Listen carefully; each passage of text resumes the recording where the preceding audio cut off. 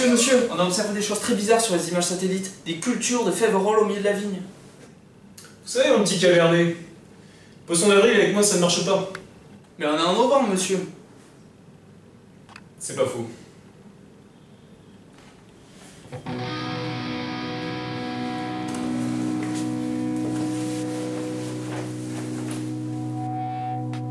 Alors, il est temps d'enquêter.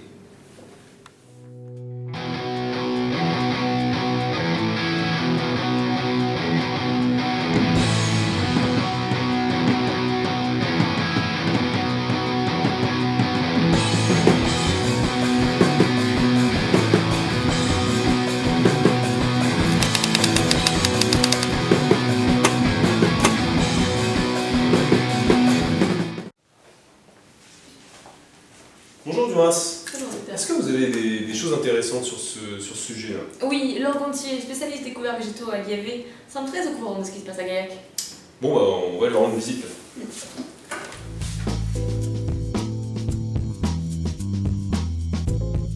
Laure Gontier, on a parlé d'enherbement dans la vigne de Févrolles. Est-ce que vous pouvez m'éclairer sur ces pratiques?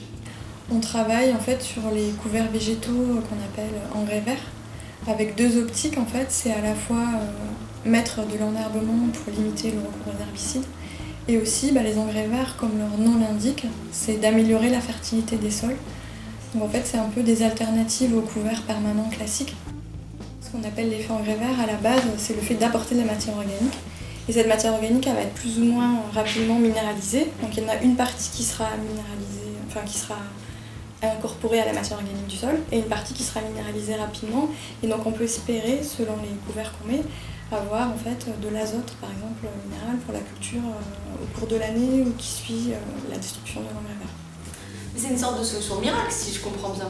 Après, la problématique, c'est que le couvert végétal, il vient toujours en concurrence avec la culture principale qui est la vigne. Donc il faut toujours trouver le bon compromis entre le maximum d'enherbement dans l'espace et dans le temps et les objectifs de production. Et par le choix des espèces et par le choix en fait du temps qu'on les laisse en place, on peut avoir des moyens pour réguler cette concurrence hydroazotée qui est exercée.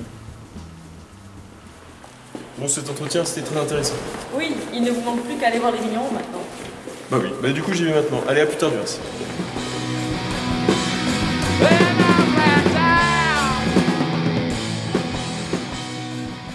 Alors comment vous est venue l'idée d'introduire des couverts végétaux dans votre vigne?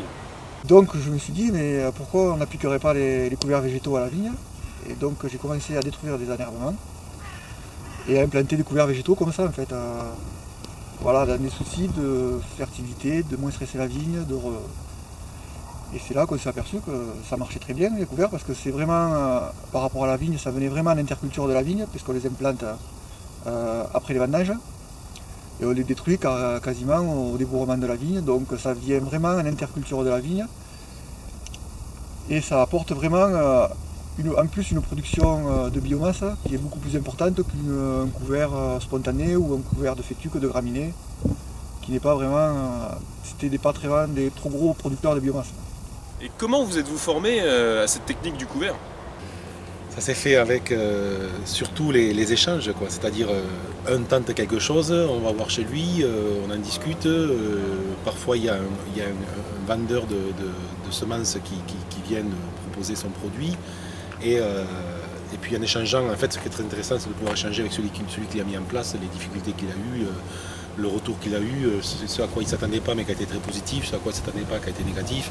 Et tout ça, c'est très intéressant. Et là, ça fait quand même, il faut reconnaître le dynamisme du binôme de la Chambre d'agriculture qui, tout au long de l'année, nous pousse à nous rencontrer au-delà du groupe Ecophyto même. Les espèces à implanter, vous les choisissez comment? Les premiers, alors j'ai tâtonné, j'ai commencé à semer un peu de toutes les espèces, j'ai commencé à acheter des sacs, un peu de tout. Et puis après, au final, au bout de quelques années, je suis revenu sur des mélanges assez classiques. Féverolles, navette, je vais vous dire ce que j'utilise, orge, facélie, vesse pour fourrager. Au début, on me s'est dit, on va trouver des trucs super, enfin, on va chercher des choses, en fait, on s'aperçoit que des choses assez faciles, assez communes, ça marche plutôt bien. Donc aujourd'hui, le plus simple, ça Féverolles. ça ramène de l'azote. Il n'y a que pour les AOP que c'est peut-être moyen, et pour le retour de matière organique, matière sèche.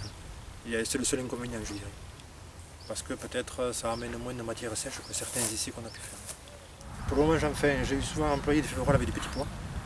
Où l'intérêt dans les cailloux, des fois les petits pois avaient tendance à pousser que les féveroles ne poussaient pas. Est-ce que les couverts végétaux améliorent-ils vraiment la structure et la fertilité des sols? Putain. Mais alors on le voit quand on passe le lactisol, quand je faisais qu'un rang sur deux de couvert végétal, quand je passais lactisol sur le rang du couvert, c'est beaucoup plus tendre que le reste. C'est incroyable le pouvoir de décompactage des racines. Alors, à nouveau, je vous disais que je cherchais l'autonomie, mais encore au-delà de ça, c'est un côté feignant quoi, que j'ai. C'est essayer que le travail soit fait à notre place. Quoi. Donc on peut faire des passages et des passages et des passages. Quoi.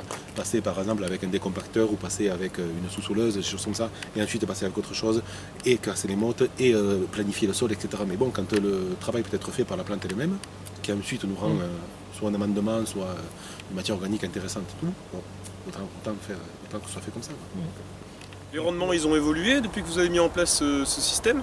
Un rendement il y a 2-3 ans, avec moins d'engrais minéral, je me suis rendu compte quand même que la vigne produisait autant.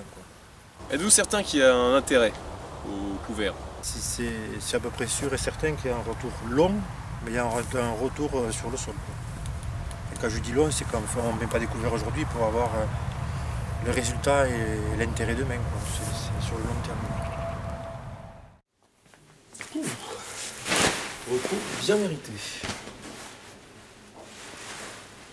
Mon émission préférée.